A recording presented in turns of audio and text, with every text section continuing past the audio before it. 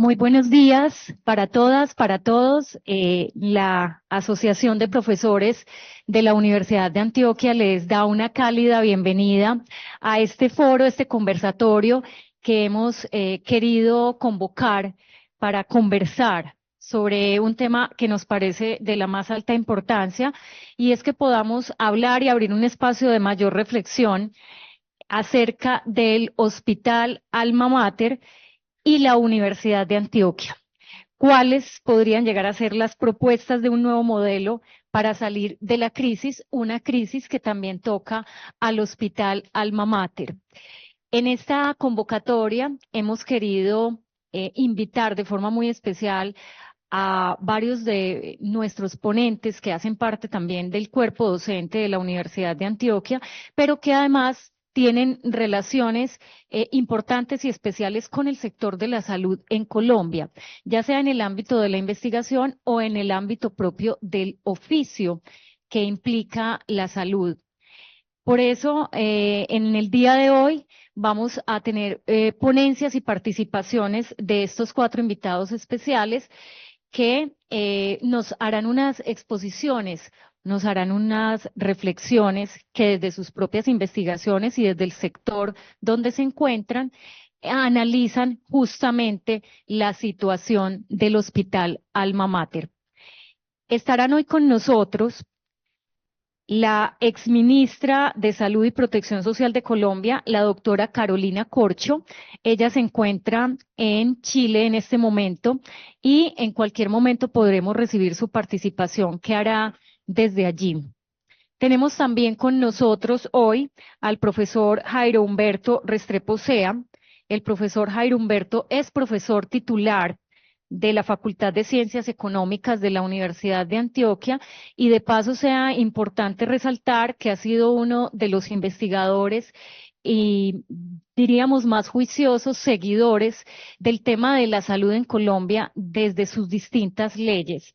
Hace muy poco hizo también un estudio profundo sobre estos últimos 30 años del derecho a la salud en Colombia, y eso hace que encuentre detalles y especificidades importantes sobre cómo ha sido el tema del desarrollo de este derecho en nuestro país a partir de la Constitución de 1991. Adicionalmente, su interés investigativo en el tema de la salud en Colombia comprende muchos aspectos, tanto desde los aspectos de carácter institucional, la conformación de las instituciones prestadoras de salud en Colombia, como del tema amplio que nos convoca a todos los ciudadanos, que es la recepción de este derecho. Entonces, por eso nos acompaña hoy como uno de los ponentes y tiene a su cargo en breve hacernos una exposición, que es la exposición de su investigación también, sobre este tema específico que comprende al Hospital Alma Mater.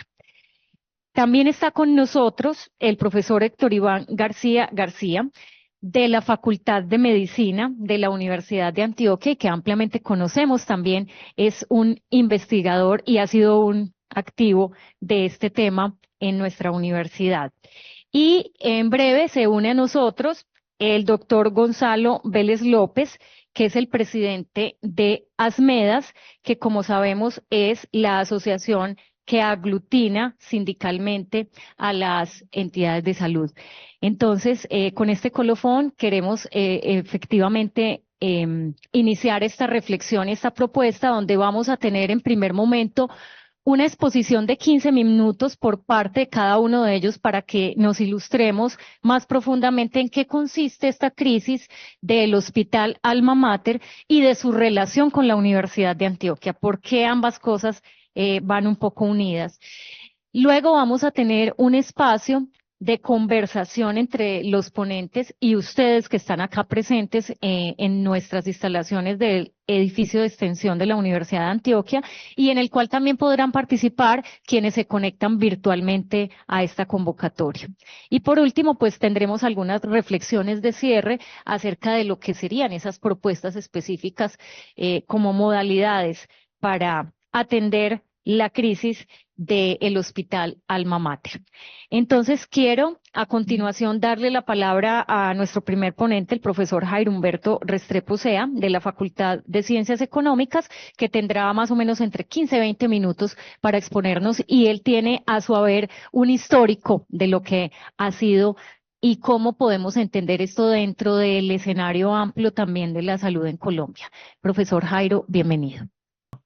Me da mucho gusto estar en este espacio muy al lugar, con el firme propósito de contribuir a un debate y a buscar soluciones sin que tengamos varita mágica ni bola de cristal, pero que como casa de conocimiento llenos de voluntad debemos ser capaces de contribuir a resolver la situación que hoy estamos viendo de dos lados, ¿cierto? No, hasta hace poco nos referíamos siempre al hospital y la preocupación por el hospital. Hoy la preocupación ya es doble, es el hospital y la universidad. Por ello, pues, bienvenido el foro, y entonces no me está funcionando. ¿No? Está prendido.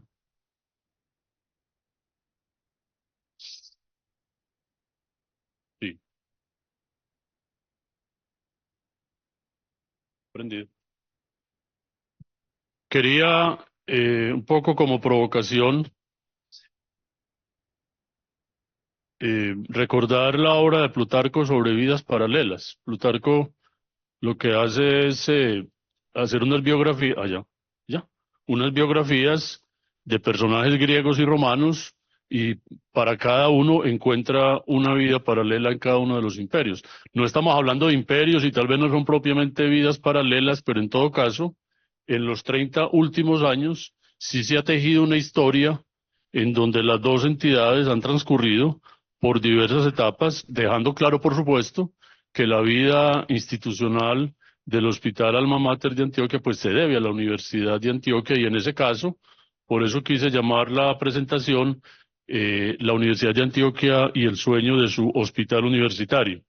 Un breve recorrido para tener claro de dónde venimos y qué ha pasado en estos 30 años es ir hasta la Constitución de 1991, cuando al consagrar el Estado Social de Derecho, surgen de allí una serie de leyes especiales que buscan precisamente poner en ejecución la búsqueda de ese Estado Social de Derecho. De manera que, en primer lugar, podemos mencionar la Ley 30 de 1992 como la ley que reforma y reglamenta todo el sistema de educación superior, y de manera especial da una nueva vida institucional y financiera a las universidades públicas en la medida en que concede la autonomía universitaria y establece en los famosos artículos 86 y 87 cómo es que se financiaría en adelante la educación superior.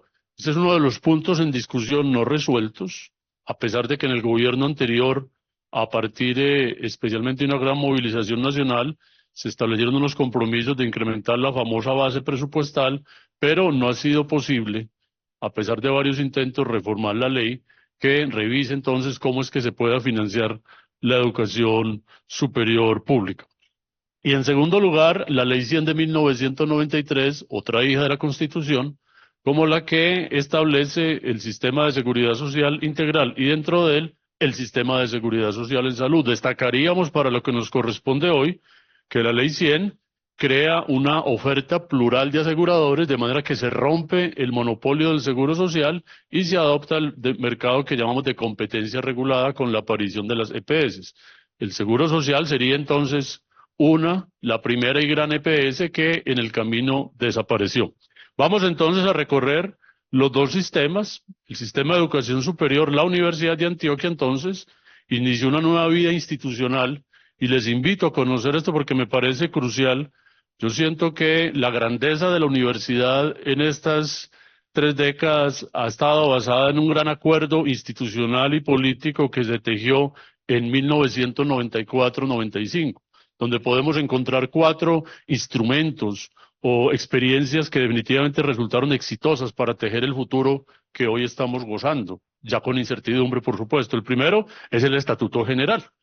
La universidad se rige por su propio estatuto que establece la forma de gobierno, entre otros aspectos, a partir del cual surgen muchas novedades, como la figura del propio profesor, el estatuto profesoral, etcétera. En segundo lugar, muy importante para la época, se logró una ley especial por la cual se creó la estampilla Universidad de Antioquia de cara a un nuevo milenio o a partir de los 200 años, que en aquella época significaron, en aquella época, 100.000 millones de pesos. Imaginémonos cuánto significa eso en pesos de hoy, y fue un recurso muy importante que le permitió a la universidad de manera muy especial avanzar en infraestructura y en investigación, toda vez que se establecía que un 30% de ese recurso se destinara exclusivamente a investigación.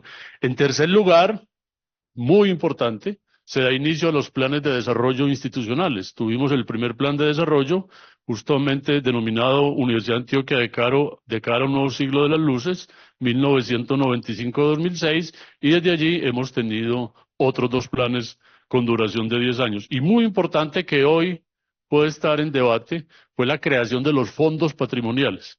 Un instrumento muy importante por el cual la universidad protegió y blindó recursos que permitieron, entre otras cosas, asegurar los recursos de salud del interior como los recursos para investigación, entre otros. En el caso de la salud, entonces lo que hace la universidad, a la par con el inicio del nuevo sistema de seguridad social en salud, fue crear la IPS universitaria al mismo tiempo que se mantuvo la famosa entidad adaptada de salud, algo muy específico para la universidad, que era mantener a sus servidores, digamos, bajo un régimen especial. Pero lo importante fue entonces que por acá en 1998 se acogió la sede del laboratorio departamental frente a la Facultad de Medicina, y desde allí surge la IPS universitaria con una visión muy clara de buscar que se fuera a futuro un hospital universitario, un centro de práctica para los estudiantes de medicina y otras áreas de la salud. Volviendo a el sistema de educación superior de la Universidad de Antioquia, podríamos quedarnos toda la mañana recorriendo esa ruta, pero cerremos diciendo que hoy, luego de estas 3 décadas, la Universidad de Antioquia puede ofrecer, primero, lo que no existía hace 30 años, una presencia significativa en las regiones.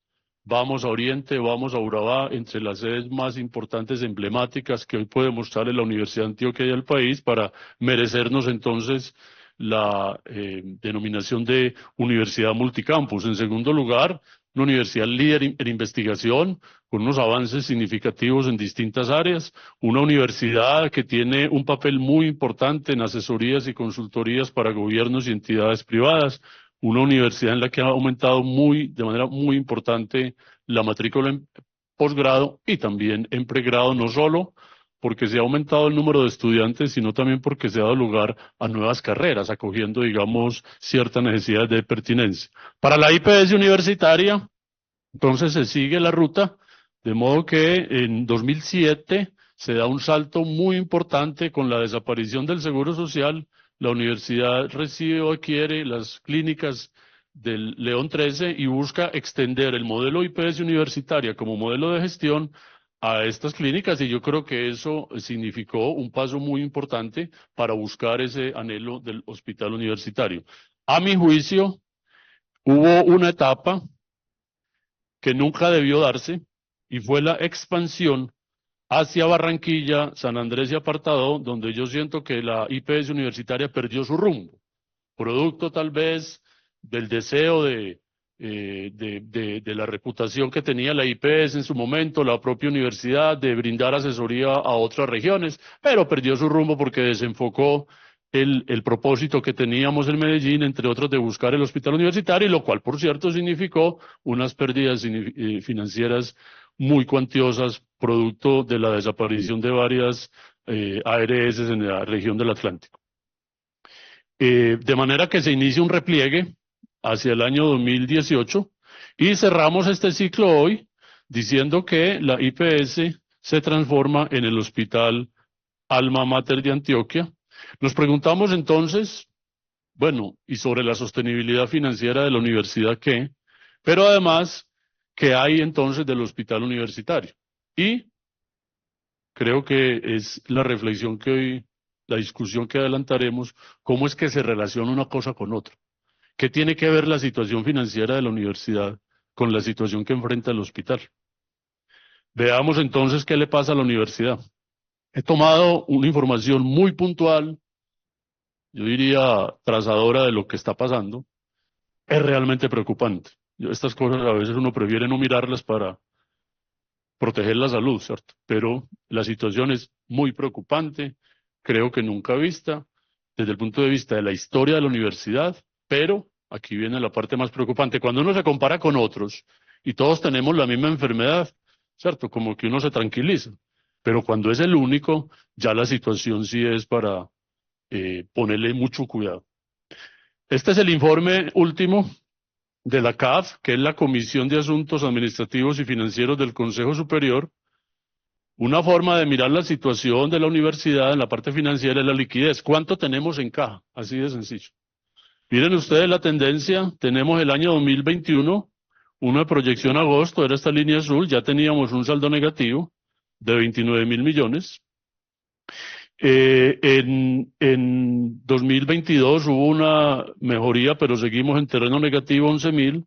2023 bajamos a 47.000 y en la actualidad son 136.000 millones que se tiene proyectado. Es la diferencia pues entre el flujo que se necesita para cumplir las obligaciones. Más aún, cuando miramos los recursos diferenciados, los fondos generales, que es lo que la universidad puede destinar, digamos, a todos sus gastos de funcionamiento, el saldo es negativo, 321.000 millones de pesos, y el acumulado de los años que traemos arrastrando el déficit es 321.000. Los fondos de estampilla, que están protegidos porque están destinados a un fin específico como es la investigación y la infraestructura, mantiene un saldo positivo, y los fondos especiales también. Total, lo que termina haciendo la universidad es de alguna manera apalancar este déficit con estos recursos a riesgo. Caso de los grupos de investigación y dependencias académicas que tienen un saldo por acá positivo, hay una gran pregunta si ese recurso se podrá ejecutar. En cuanto al estado de la cartera, entonces comenzamos a ver el peso que tiene la situación del hospital sobre la universidad. De una cartera total, es decir, lo que se le debe a la universidad en julio de 2024, redondemos a 250.000 millones de pesos, 123.000, que es algo cercano al 50%, corresponde al 52% a la IPS, al Hospital Alma Mater de Antioquia. O sea, la mitad de la deuda que hoy puede presentar la universidad que tiene deudores corresponde al Hospital Alma Mater de Antioquia. Y aquí es donde les digo que es la razón para preocuparse. Cuando miramos todas las universidades, este es un ejercicio del profesor Ramón Javier Mesa, él fue el anterior vicerrector administrativo y ha venido estudiando el tema. Miren ustedes, lo ideal de una razón corriente es que tengamos un peso disponible para responder por un peso de obligaciones, para ponerlo en esos términos simples. La Universidad de Antioquia tiene escasamente, se me olvidan las cifras, si son 20 o 30 centavos por cada peso, y está en las últimas. Bueno, en las últimas entre las universidades.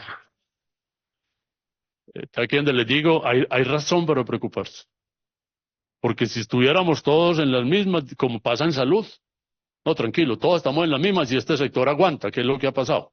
Estos indicadores siempre son malos en salud, pero en educación y en la Universidad de Antioquia, inédito. Y hay muchas explicaciones, muchas explicaciones. Una, muestra el profesor Ramón Javier, me parece muy importante destacarlo, que de alguna manera recoge una política tal vez no muy acertada del gobierno nacional, y es buscar el cierre de brechas que ha implicado muchísima más plata para unas universidades con un nivel de desarrollo, digamos, medio o bajo. Muy importante que esas universidades se desarrollen, por supuesto, pero en desmedro de las universidades más grandes que demandan un gasto mucho más elevado, y esto es una preocupación pues enorme. Según este cálculo, la Universidad de Antioquia tendría un hueco, un déficit por este intento de cerrar brechas de más de 100.000 millones de pesos. Muy bien, entonces, ¿qué pasa con la cartera que tiene la universidad como acreedor, si se quiere, del hospital?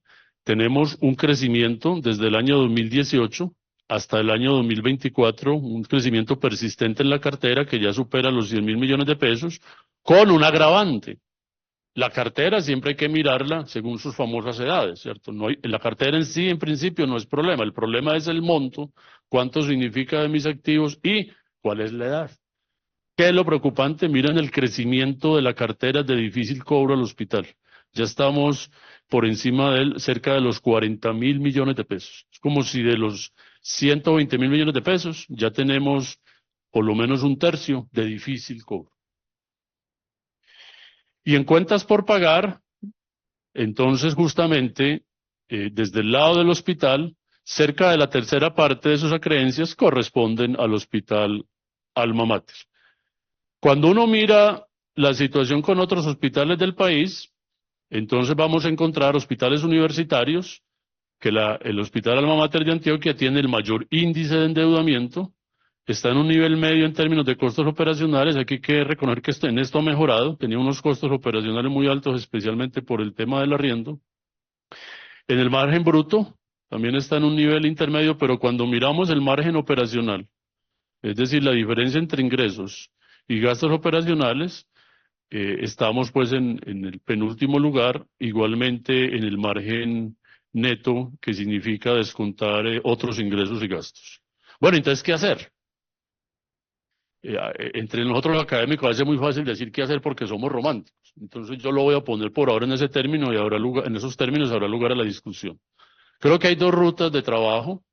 Una, y bienvenido todo el aporte de los profesores y de las dependencias académicas. Hombre, movilizarse hacia un nuevo pacto por la sostenibilidad de la Universidad de Antioquia y buscar eh, el gobierno corporativo en el hospital. Veámoslo primero. Les decía que en 1994, es mi lectura, hubo un gran pacto en Antioquia por la apuesta a esa universidad bicentenaria, y de alguna manera fue el motivo. La universidad va a cumplir 200 años, ¿qué hacemos? Y además hay una nueva vida institucional. Entonces hubo una gran apuesta, incluso con recursos.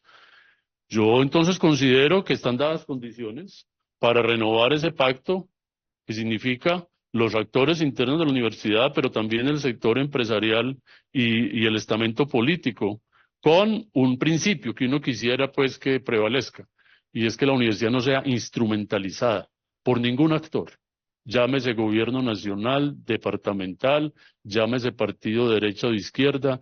Es lograr que la universidad mantenga su carácter neutral y sobre todo que sea visto como ese patrimonio educativo y cultural que significa para Antioquia. Yo he visto con pesar las declaraciones, por ejemplo, de personajes de la gobernación como de políticos que están viniendo felices a tomarse fotos y a grabar videos en la universidad, como jugando quién va a ser el Robin Hood de este proceso. No sería Robin Hood, sino Robin Hoodea. Entonces, como llamar la atención por eso. Todos por la universidad, ojalá, todos por la universidad, pero con ese principio, incluyendo algo muy importante, es que en estos casos hay que sincerarse y hay que saber hablar. Entonces, si no tenemos pleno conocimiento de esto, yo creo que vale la pena es buscar dilucidar el problema y sus causas y sincerarse. ¿De qué estamos hablando en cifras?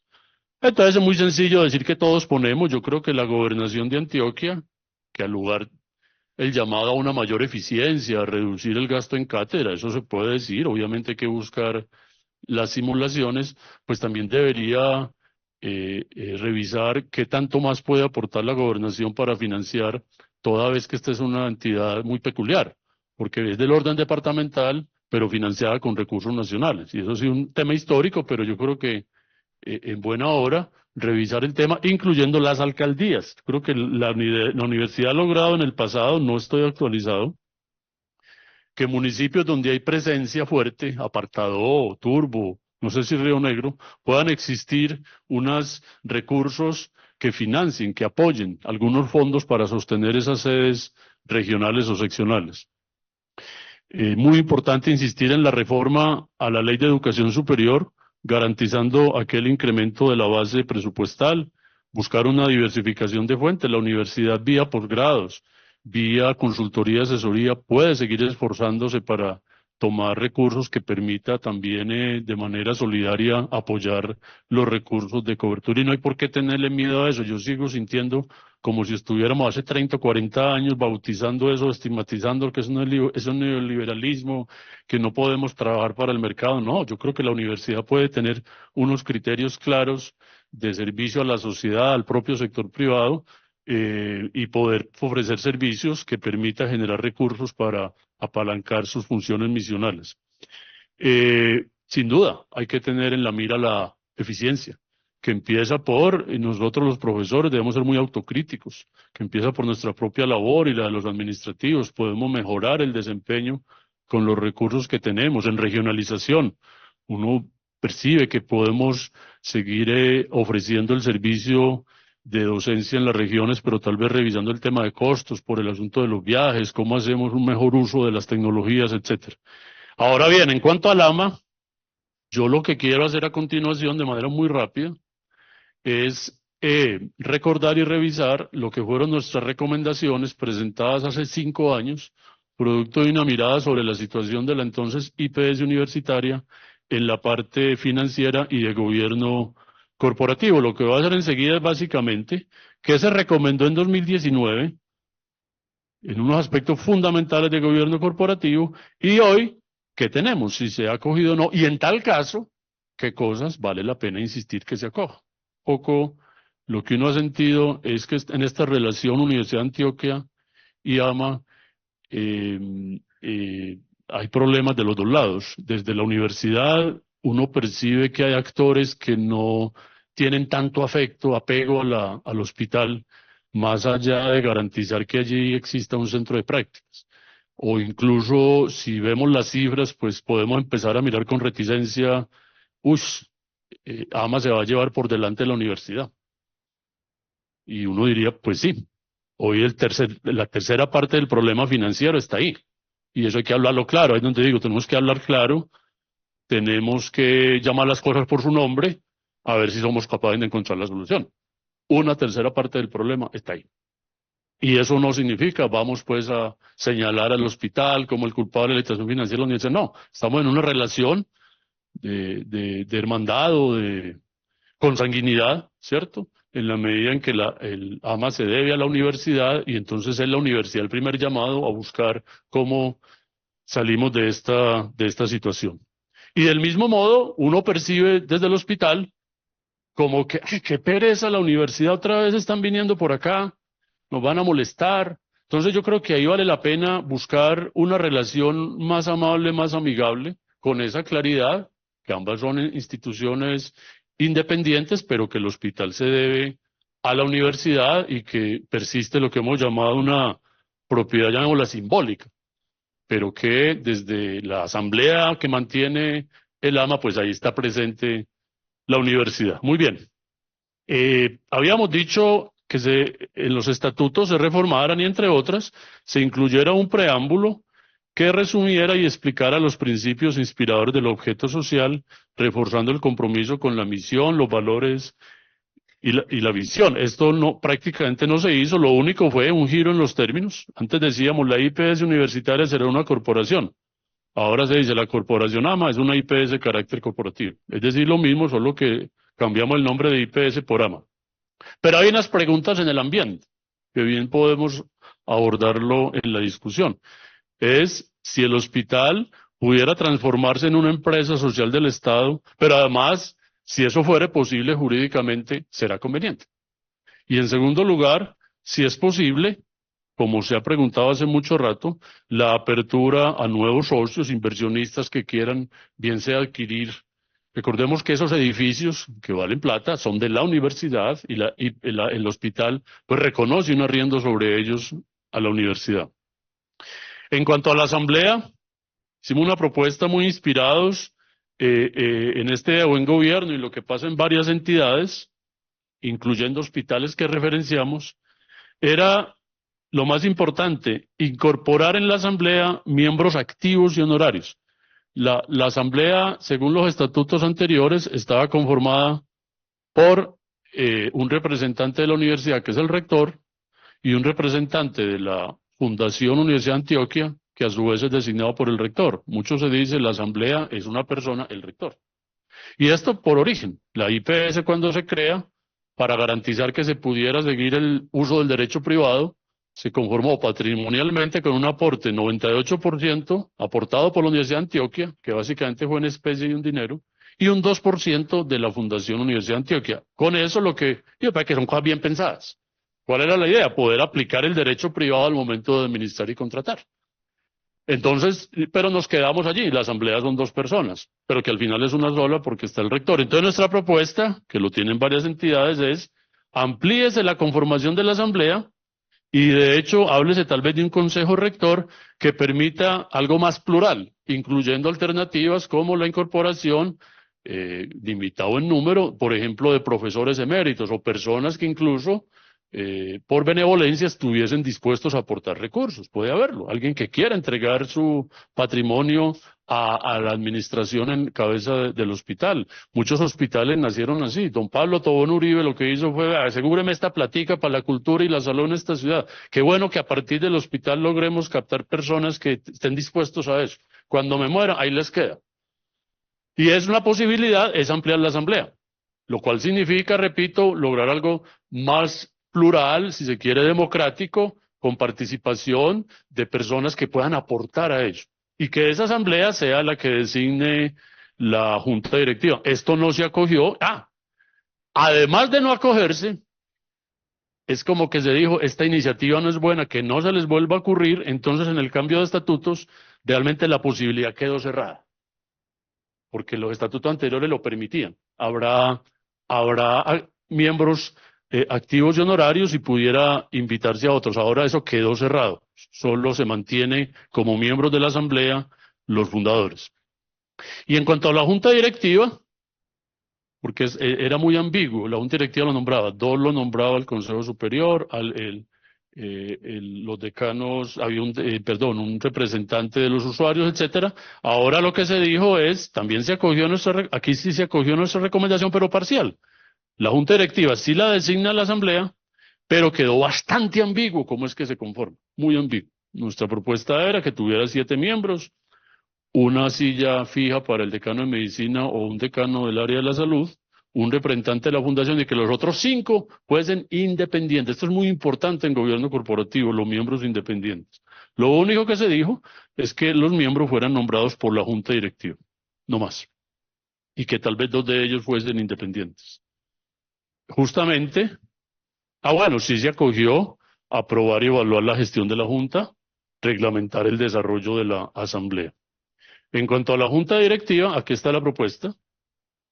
Esto era lo que habíamos propuesto, el decano de medicina, un delegado de la fundación y 5 miembros independientes o externos, y se planteaba los requisitos para esas personas con muy buenas calidades profesionales, éticas, que hicieran su aporte al hospital. Lo que se acogió, se reformó más bien, es que la junta estará no por 7, sino por 5, ad honorem, designados por la asamblea, de los cuales 2 eran externos. No dice propiamente independientes, sino externos. Bueno, yo voy cerrando porque ya el tiempo se agotó con esta idea de cómo buscar el relacionamiento de la universidad y el hospital. Nosotros hicimos la presentación de este estudio el 7 de mayo de 2019 ante el Consejo Académico y, entre otras cosas, se planteó una discusión continua, periódica, que el Consejo Académico pudiera generar unas comisiones de trabajo que permitieran precisamente apuntar al fortalecimiento del hospital, en aquella época IPS universitaria, y muy importante, el relacionamiento entre los dos, buscando lo que llamaríamos un convenio marco de relacionamiento. Digamos que hoy existe una relación con la Facultad de Medicina, muy centrado en términos de lo que son el espacio de práctica, pero es buscar un convenio marco que regule muchos aspectos. Siempre lo hemos simulado un poco a lo que ha existido entre el municipio de Medellín y empresas públicas. Bueno, yo termino acá y estaré atento a la discusión. Muchas gracias. Bueno, voy a darle la palabra seguidamente a nuestro próximo ponente, el profesor Héctor Iván García García, que es vinculado de nuestra universidad desde el año 95 y muy activo no solamente en las representaciones que ha tenido a lo largo de su vida académica, sino también un investigador de temas de la epidemiología y específicamente de la relación que ha tenido la salud de las personas con la prestación de los servicios. No quiero ahondarme en la hoja de vida amplia que tiene el profesor Héctor Iván García García, que hace parte de la Facultad de Medicina, pero sí resaltar el compromiso que ha tenido en las diversas representaciones, tanto profesorales como en la Junta Directiva de la Asociación de Profesores, como en sus delegaciones representativas que ha tenido en el Consejo de la Facultad de Medicina y otras. Es su compromiso y su lectura investigativa que ha tenido en todo este tiempo académico sobre la situación de la salud en Colombia y la prestación de los servicios. Entonces, en torno a ello, le damos la palabra al profesor Héctor Iván García García. Profesor, adelante. Muchas gracias. Espero demorarme 5 minutos. Hay 70 conectados. Bienvenidos, bienvenidas todos los que están conectados. Un saludo. En primer lugar, celebrar que la Asociación de Profesores haya tenido esta iniciativa de hacer este foro, que de alguna manera estamos pasados de tiempo de discutir ampliamente en la universidad sobre la situación del Hospital Alma Mater. Fue un tema poco abordado durante la campaña para la designación de rector como observatorio de la Universidad de Antioquia sobre el Alma Mater, del cual hacemos parte con Jairo Humberto y otros profesores de distintas dependencias. Hicimos un foro y tratamos de poner en el escenario y en la discusión pública las posiciones frente al AMA. Nos sorprendimos que solo 3 candidatos de los 10 habían incluido algo sobre el AMA durante su rectoría. Ahí no estaba, en esos 3 no estaba incluido el actual rector. En segundo lugar, yo sinceramente, yo traía, cuando a uno le dicen propuestas de un nuevo modelo para salir de la crisis, yo pensé en algo de lo que planteó Jairo, bueno, cómo convertirnos en hospital universitario, y a mí se me desbarató todo con la situación de nueva crisis sobre la crisis, o como dice Ciro, cuando un paciente es frágil, está en malas condiciones, o en unas condiciones muy limítrofes y le cae una gripa, cae en falla multisistémica. Los médicos entenderán la cosa, pero los demás se agrava el paciente, y eso es lo que ha pasado en la última semana, a partir del viernes pasado, con la decisión de Prodiagnóstico, de Audifarma, de no seguir proveyéndole medicamentos e insumos al Hospital Alma Mater, lo que ha generado que el servicio de urgencias esté prácticamente vacío. Anoche anunciaban que tenían 7 pacientes, están devolviendo los pacientes, han cerrado unidades de cuidados intensivos, hay auxiliares y trabajadores del hospital, no colaboradores, son trabajadores del hospital que están en sus casas porque no hay nada que hacer,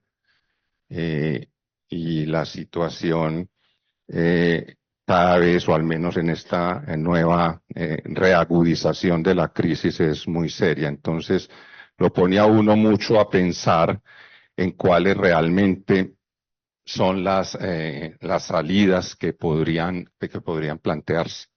Evidentemente como académicos, pero también como propietarios, porque yo me siento, y yo creo que todos nosotros tenemos que sentirnos así, somos propietarios del Hospital Alma Mater. El Hospital Alma Mater de Antioquia no es un hospital privado. El Hospital Alma Mater de Antioquia puede ser de naturaleza jurídica privada, pero el Hospital Alma Mater de Antioquia es de la Universidad de Antioquia. Y si es de la Universidad de Antioquia, es de todos nosotros. Y todos nosotros tenemos que estar concernidos en aportar a las soluciones que amerita hoy en día el hospital. Hace ya 2 años tal vez hubo el cambio de estatutos, y el cambio de estatutos no solamente fue un asunto de cambiar de nombre IPS Universitaria por Hospital Alma Mater, y eso estuvo sustentado en el riesgo que evidentemente podía existir de que cualquier tipo de evento jurídico contra la IPS universitaria se revirtiera con la Universidad de Antioquia por ser IPS universitaria propiedad de la Universidad de Antioquia. Y en ese buscar minimizar o acabar con los riesgos jurídicos que pueden haber existido, pero que en la realidad nunca fueron efectivos, porque ninguna de las demandas que hubo contra la IPS universitaria prosperó cuando intentaron vincular a la Universidad de Antioquia. Repito que en ese intento de disminuir los riesgos de la universidad, se cambian unos estatutos que tienen 2 efectos que me parecen nefastos para el hospital y para la universidad. El primero es que se perdió la gobernabilidad por parte de la universidad. En los estatutos anteriores había representación de las instancias directivas de la universidad, representación del Consejo Superior. El Consejo Superior tenía 2 delegados en la Junta Directiva de la IPS universitaria. Estaba el decano de medicina, estaba el rector de la universidad o el vicerrector administrativo, general, y estaba además un representante de la fundación. 4 de 5 eran delegados directamente de la universidad y tenían algún nivel de autoridad en la universidad. Con el cambio de los estatutos, ya no hay ninguna representación de este tipo en el consejo, en la junta directiva. Son 5 individuos, personas naturales. Yo no sé cuántas veces he dicho esto, he repetido esto. El señor decano de medicina que acaba de salir de aquí, sale de aquí como decano de medicina, y cuando entra al Hospital Alma Mater es Pablo Patiño. Ya no comporta la autoridad que le da ser el decano de la Facultad de Medicina. Hay una pérdida de gobernabilidad, y a eso pues le podemos adicionar en algo que escribía yo en algún momento, la falta de interés del rector actual porque esto no siguiera siendo así. Y en segundo lugar, se perdió la gran oportunidad de que desde los estatutos se reflejaran el espíritu universitario, que realmente desde los estatutos se entendiera que ese es un hospital universitario, es el hospital universitario de la Universidad de Antioquia, que va más allá de, como lo dicen los estatutos, ser un campo de práctica de las universidades, distintas universidades, porque ni siquiera lo dice ser el campo de práctica de la Universidad de Antioquia, sino de cualquier universidad acreditada donde se forma talento humano.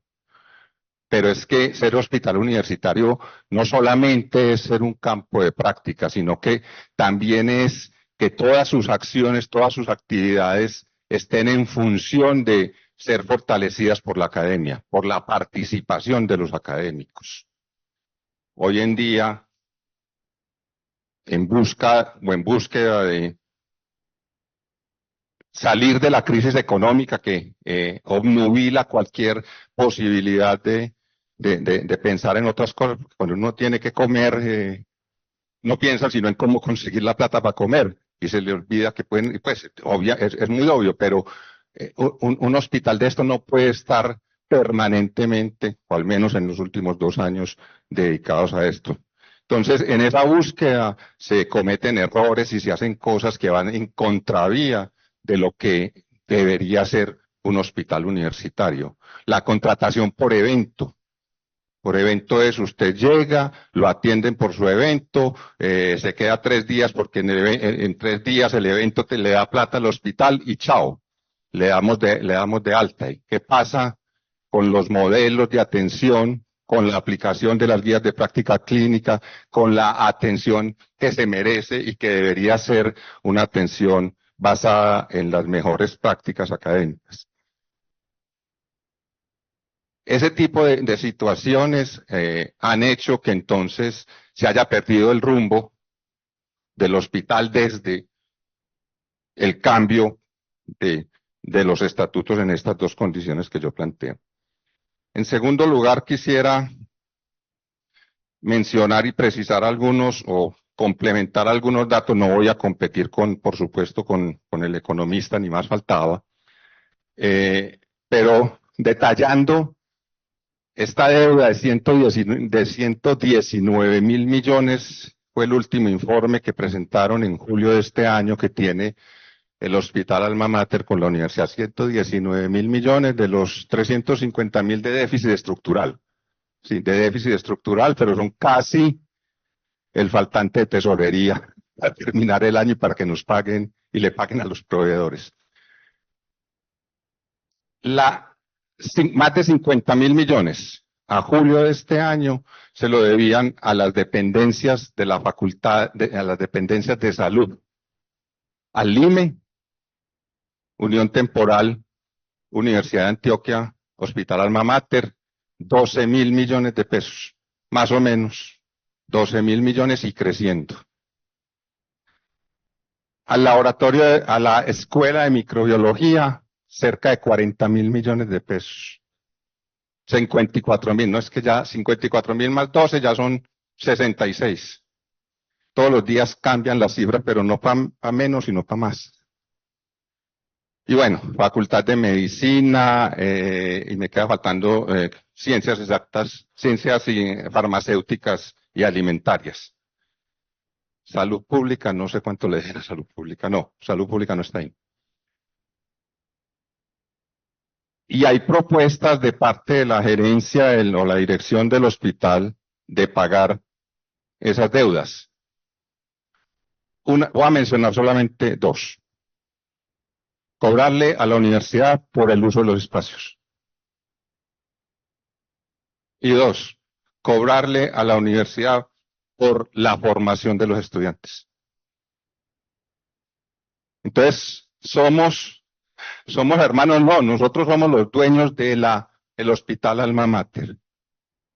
Y como tal, las propuestas deberían ir dirigidas a que, e invito a la Asociación de Profesores a que nos unamos en esto, Mónica, y es solicitarle al señor rector que tome cartas serias, claras, en la dirección del Hospital del Alma Mater. Hay salidas a corto plazo, yo creo, y asumo el costo político de esto, si es que tengo alguna necesidad de hacerlo. Debe haber un cambio de la dirección del hospital ya, porque la crisis no da más espera. Hace 4 meses se lo planteé al rector y le dije, si usted deme un mes, le dije, en un mes, señor rector, no va a haber hospital. Bueno, lleva 4 meses, bueno, ya casi. Entonces, hay medidas que hay que tomar a corto plazo, hay medidas que se pueden tomar a mediano plazo. Hay que recomponer la junta directiva. La junta directiva actual es una junta directiva que le falta todavía tener un control sobre la dirección del hospital, un seguimiento, una auditoría, y prometí, no, llevo 10 apenas. Le falta, prometí 5, como buen político, ¿no? Qué pena con ustedes, entonces paro. Yo creo que ahí sí hay que recomponer la junta directiva y que la junta directiva de verdad, así en la situación actual de sean personas naturales, tenga una mayor incidencia en el futuro o en lo que va pasando con el hospital.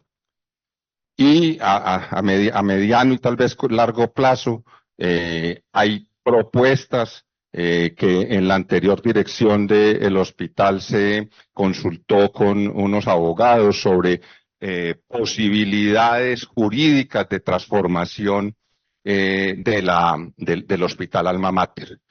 Una de ellas, la conversión en ese. Bueno, no es la única, pero el documento que presentaron el doctor Arrula Paucar y su equipo es muy claro en cuáles son esas posibilidades que como hoy una institución pública, de carácter público, pero de derecho privado, puede transformarse sin que la universidad pierda el control sobre ella.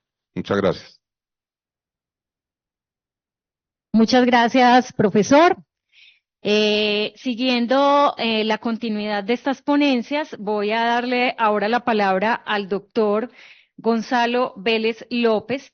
El doctor Gonzalo Vélez López, como sabemos, es el médico presidente actual de la Asociación Médica Sindical de Colombia de la Seccional Antioquia y, por supuesto, asociación que ha venido haciendo un seguimiento a todo el tema del sector y en específico a este tema concreto también del AMA. Entonces tiene la palabra doctor Gonzalo Vélez. Perfectamente. Saludos a todos y todas, muchos conocidos, señor decano, compañeros, y digo compañeros porque soy egresado de esta universidad, y para mí todos los estudiantes, profesores y todos los demás trabajadores de la Universidad de Antioquia son compañeros. Entonces, compañeros, yo quiero plantearles lo siguiente. Hablamos hoy que el tema precisamente era esta relación que aparece allí, Hospital Alma Mater, bajo el cobijo de la Universidad de Antioquia. Uno diría, es una hija o un hijo de la Universidad de Antioquia, pero tomó talidomida la mamá porque le nació un engendro. Tuvo un problema grave, ¿sí? Un problema grave, problema que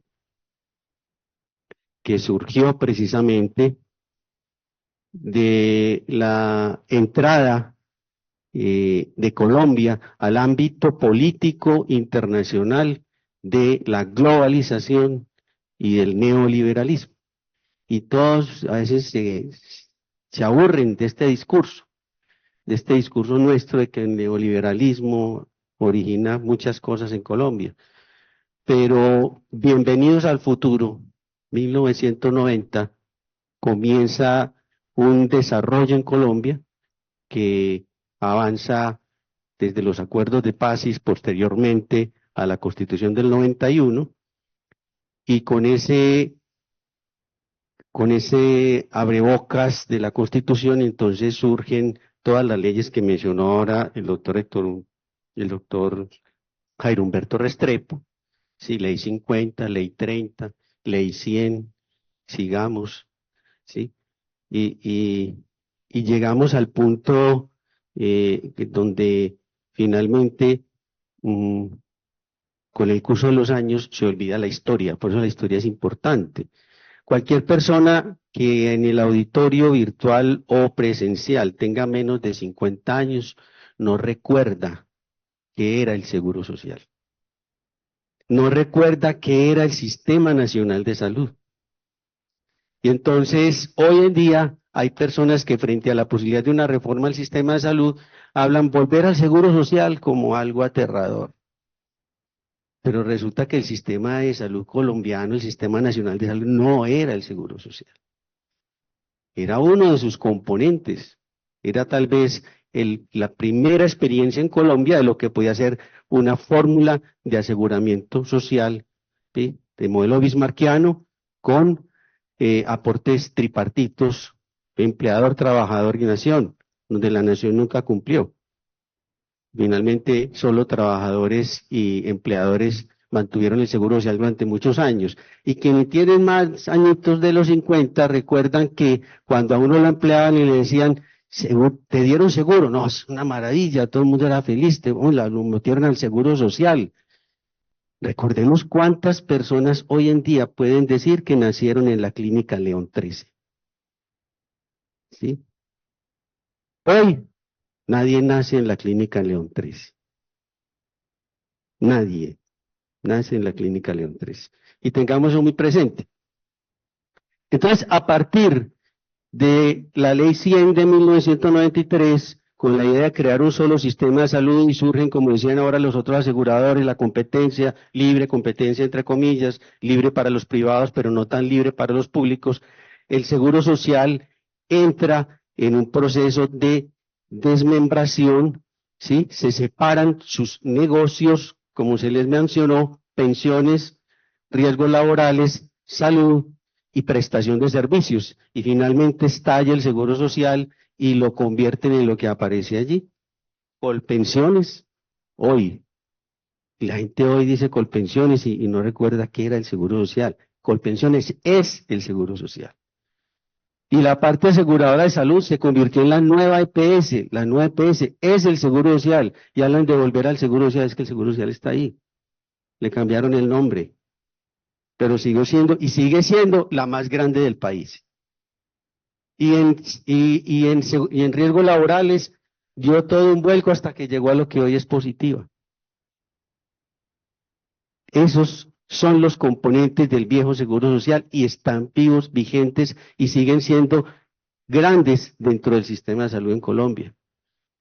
Y por otro lado, la parte prestadora de servicios de salud la transforman en la empresa social del Estado, Rafael Uribe Uribe, que en Antioquia era o estaba en cabeza de varias IPS, pero especialmente de la Clínica León 13. Llega entonces un proceso más profundo de desaparición, de borrar cualquier sombra posible de la prestación del servicio público del Seguro Social, al punto que en ninguna parte pude encontrar el logo de la empresa social del Estado, Rafael Uribe Uribe. Es curioso. Continuemos. Esta noticia del Tiempo, el 15 de febrero del 2007, a las 12 del día, el Tiempo da la noticia. Liquidado finalmente, ¿sí? La S. Rafael Uribe Uribe.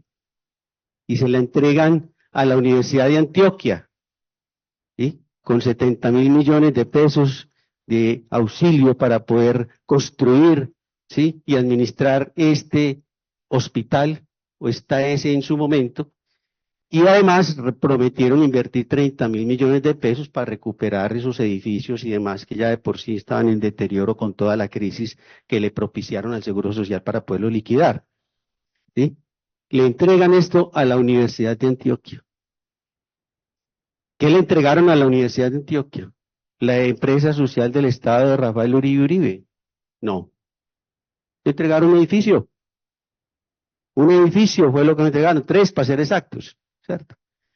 El resto de lo que era la prestación de la S. Rafael Uribe Uribe lo feriaron, y entonces se vendieron las clínicas, se vendieron los CAS, Metrosalud compró Campo Valdés, Sura compró Córdoba y compró allá en el centro Girardot, ¿sí? Y así se repartieron. El de Santa María se volvió parque, el municipio volvió parque, le entregaron al San Rafael de Itagüí, la sede de Itagüí, etcétera. Santa Gertrudis y al Manuel Uribe Uribe le entregaron el de Envigado. Y así sucesivamente hicieron feria con el patrimonio que quedó de lo que era la prestación de servicios del antiguo Instituto Colombiano de los Seguros Sociales, después convertido en Instituto de los Seguros Sociales, y así le fueron desapareciendo el nombre, pero finalmente la universidad le entregan un edificio. Pero la universidad ya tenía un servicio de salud.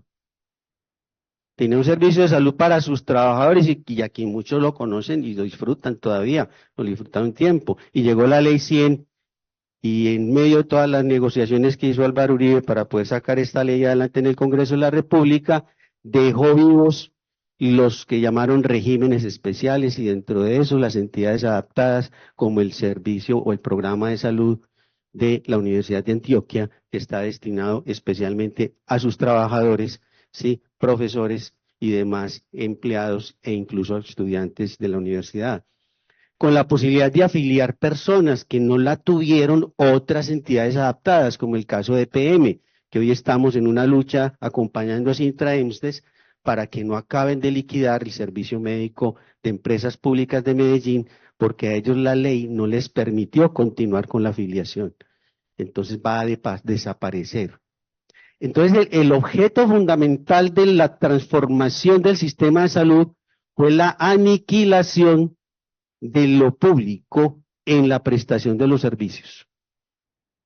De lo público incluso en el aseguramiento. De lo público en todo el ámbito posible, porque el principio fundamental neoliberal es la reducción del Estado a su más mínima expresión, desconociendo que el Estado debe ser cabeza de la prestación o de la garantía de los derechos fundamentales de las personas, a la salud, a la educación, a la vivienda, etc. Y entonces comenzamos a hacer un paralelo entre lo que era la Ley 100 y lo que fue la Ley 30 de la educación. La Ley 30 nunca tuvo el objetivo final de que las entidades públicas prestadoras de servicios educativos prosperaran. Por el contrario. Entonces dice, pero es que pues eso hubiera acabado hace rato en la Universidad de Antioquia, eso dio un empuje inicial, claro. Todos los hospitales públicos que ustedes conocen hicieron torres, hicieron quirófanos, ¿cómo están hoy? 600 municipios en Colombia sin hospitales. Y eso hace parte de la crisis que vive esta entidad ahora. ¿Qué hizo la universidad? Le entregaron un edificio. ¿Qué consiguió? Un operador. Entonces el Hospital Alma Mater, para ser claros, es una corporación, y me permiten si ofendo a alguien, de papel. Porque lo que vale el patrimonio es el edificio. Los 3 edificios, fuera del de allá también de la sede Prado, ¿cierto? 4. ¿Cuál es el patrimonio de la corporación Hospital Alma Mater, que no es dueña del edificio, que no es dueña de los edificios? ¿Cuál es el patrimonio? ¿Con qué va a garantizar la liquidación de sus trabajadores? ¿Con qué va a garantizar las deudas que tiene con la Universidad de Antioquia? Yo no sé, Jairo Humberto, si está de acuerdo o no, pero este no tiene patrimonio. El patrimonio son los pacientes. Ese es su patrimonio, la prestación de servicios. Lo mismo he dicho de algunas EPS. Si liquidan Sabia Salud, ¿con qué va a pagar? No tiene un solo edificio. Todo es por leasing y arriendos, leasing en los computadores, leasing en los equipos, leasing y en los pueblos, los locales son prestados por los hospitales para que ellos puedan hacer las auditorías. No tiene con qué responderle. El Hospital Alma Mater no tiene patrimonio para responderle a nadie. Menos aún con las cifras que nos han presentado los economistas. Estamos en una situación muy difícil frente a una situación. ¿Y qué tiene la Universidad de Antioquia? El edificio. Ese sí es patrimonio de la universidad. Y entonces, en ese proceso de tratar de la universidad de hacerle caso a una directiva presidencial de recibir este hospital, de un presidente que en ese momento, 2007, era el mayor liquidador de instituciones del Estado, asumieron un riesgo alto, previsible además, por el que les entregó ese hospital. Previsible por quien entregó ese hospital. Y peor aún, nos montamos en un negocio y pusimos un negociante al frente. Y por ahí pasaron un Poveda, y por ahí pasó un Montaño, que hicieron fiesta. ¿Qué tenía que hacer la Universidad de Antioquia a través de la IPS universitaria, que inicialmente como IPS universitaria surgió para prestarle servicios de salud a sus profesores, trabajadores y estudiantes? Ese fue el primero, eran 17 empleados. Siguiente. Estos son los edificios, eso es.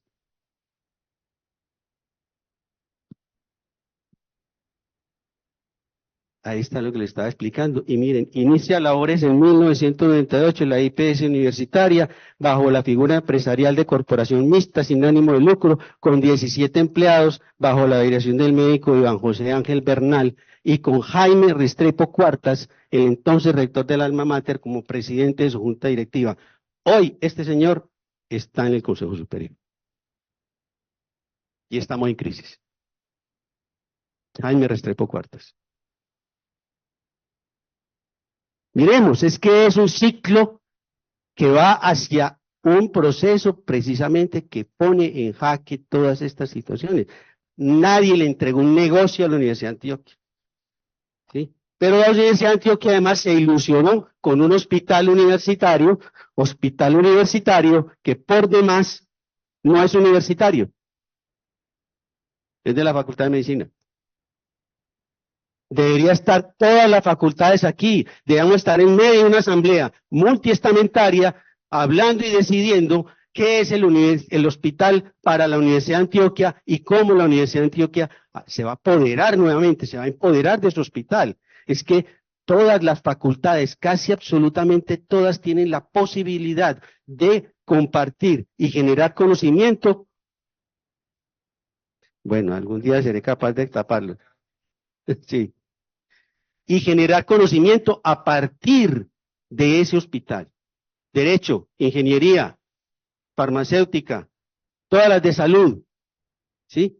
Odontología, todas las de salud, pero además otras de la universidad, ¿cierto? Deportes, todo el tema que tiene que ver con salud alrededor del deporte, todas esas cosas. Aquí está la asamblea multiestamentaria y además porque están administrando un patrimonio de toda la universidad.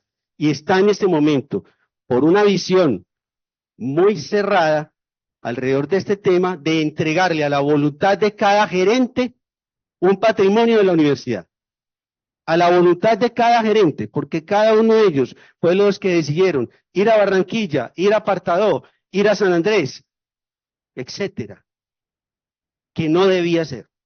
Y que además hoy deciden tener 118 camas vacías en un hospital que vive de las camas. Lo está reduciendo a su mínima expresión. Y es una direccionalidad de ese gerente, me perdona, no es nada personal, pero sí es de gestión. Y la gestión no ha sido exitosa, así él la quiera presentar así.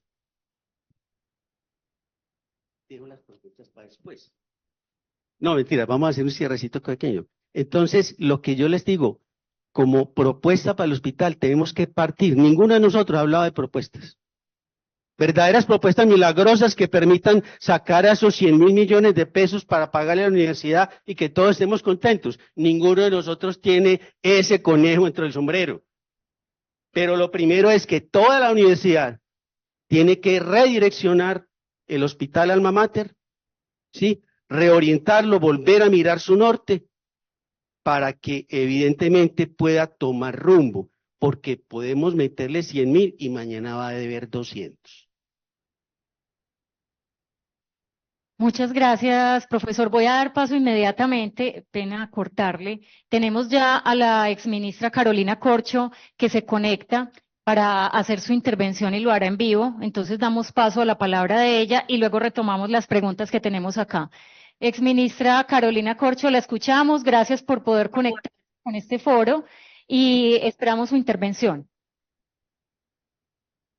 Un saludo especial a todos los profesores y la comunidad universitaria que participa de este evento. Me excuso por no estar presencialmente, por encontrarme fuera del país. Quisiera compartir algunas reflexiones sobre el tema del Hospital Alma Mater, Hospital Universitario, en el contexto actual también, pues, del sistema de salud. Como ustedes bien saben, digamos, hay como una dificultad que tienen los hospitales universitarios de este orden, que también es el caso del Hospital Universitario Nacional, que es que aunque sean de origen público, su naturaleza es privada y eso hace difícil que lleguen recursos directamente para su dotación e infraestructura por parte del sistema de salud, dado que no están constituidos propiamente como empresas sociales del Estado. Entonces, digamos, ahí hay una dificultad. Sin embargo, es importante anotar que el gobierno nacional sí está al frente de apoyar económica y financieramente a la Universidad de Antioquia y a través de esta se puede hacer el respaldo al hospital universitario. Hay varias salidas que creo que en el contexto de la reforma a la salud que inicia de nuevo su trámite y discusión en el Congreso de la República se pueden examinar. Lo primero es que la reforma contempla organizar la prestación de servicios de salud en términos de redes integrales e integradas de servicios de salud. Y en ese caso, el Hospital Universitario de la Universidad de Antioquia tiene todas las condiciones para ser cabeza de red, porque cuenta a través de la universidad con la oferta especializada y supraespecializada más importante de la región antioqueña. Entonces yo creo que hay que proyectar el hospital ya en el marco de cómo se conformaría la red de prestación de servicios, cuáles son los servicios que va a complementar con el resto del conglomerado de la prestación en Antioquia, para que allí se pongan los principales esfuerzos. Ya hay estudios de red que tiene el Ministerio de Salud, que pueden revisarse para poder hacer este tipo de proyecciones. El otro tema es el tema que tiene que ver con una necesidad que tenemos en el país. El actual sistema de salud, evidentemente, tiene aproximadamente 20 millones de colombianos. Sabemos que por lo menos 10 millones no acceden a servicios de salud. 10 millones más o menos acceden y pues el resto accedemos con bastantes dificultades, digamos, tenemos un problema de barreras de acceso. Y hay un problema que tenemos que resolver hoy ya y es el problema de las zonas dispersas y rurales. Y esas zonas dispersas y rurales donde habitan aproximadamente pues esos 20 millones de colombianos, pero que solamente no es en lo rural, sino en esas zonas, digamos, apartadas, urbanas. Hay que resolver un tema de prestación de servicios, de atención especializada, de atención primaria en salud. Entonces allí la solución en el corto plazo, frente a ese tema, es el hospital digital. Se puede hacer una proyección de un hospital digital que mediante las modalidades de teleorientación, teleexperticia, teleconsulta, con desplazamiento, equipos de especialistas, inclusive para brindar atención en las zonas más apartadas de Antioquia, además del norte de Colombia, donde podría haber una cobertura de ese hospital, es una salida muy importante en el marco del actual rediseño del sistema de salud que necesariamente se tiene que rediseñar. Entonces, en ese sentido, yo llamaría que eso se explorara, además porque eso puede abrir otra discusión, que no es solamente esta modalidad de hospital digital, sino el hecho de que la universidad pública se tiene que abrir a posibilidades de teleeducación, de formar jóvenes, muchachos y muchachas desde sus regiones, en sus escenarios, en sus espacios, que no necesariamente tienes que desplazar a Medellín y a Bogotá. Tenemos que abrir la posibilidad, eso ya se da en el mundo entero, donde tú puedes formar personal de la salud desde sus propios territorios, que se tengan uno que otro desplazamiento a las centralidades urbanas, pero ese es el gran debate de la educación en el mundo, en el que también nos podemos abrir a partir de la discusión del hospital digital como una salida de corto plazo al sistema de salud. La universidad, entiendo que tiene un proyecto de hacer la apertura de la sede de la Facultad de Medicina de Ciencias de la Vida en el Urabá, donde ya están las condiciones de prestación de servicios para formar un médico, pero que además allí se pueda proyectar esa visión de la atención primaria en salud. El problema de la atención primaria en salud es que como el sistema no estuvo fundamentado nunca en eso, en los últimos 30 años, pues evidentemente no tenemos la memoria en el personal de la salud, la formación en función de esta estrategia que está aprobada en el mundo, a pesar de que ahorita, pues ahora aparezcan algunas personas por fuera del mundo de la ciencia y la academia, algunos que se presentan inclusive como profesores académicos, pues negando las bondades de la atención primaria en salud, cuando eso es una discusión ya probada en el mundo, que es el centro de la reforma estructural del sistema de salud, que se está discutiendo, que inicia su discusión en el Congreso de la República con unas mesas técnicas.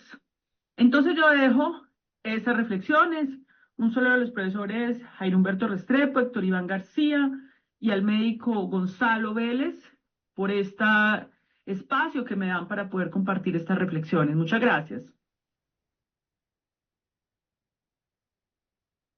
Bueno, le agradecemos a la exministra Carolina Corcho, quien a pesar de la dificultad que tenía porque está movilizándose hacia Chile, pudo participar y pudo estar con nosotros en esta intervención que hace y que nos da también un panorama de la visión que se tiene desde el gobierno nacional, a pesar de que ella ya no está en esa cartera, pero que lideró esa cartera con bastantes temas muy sensibles, entre esos el sistema de salud y el sistema anclado a las universidades.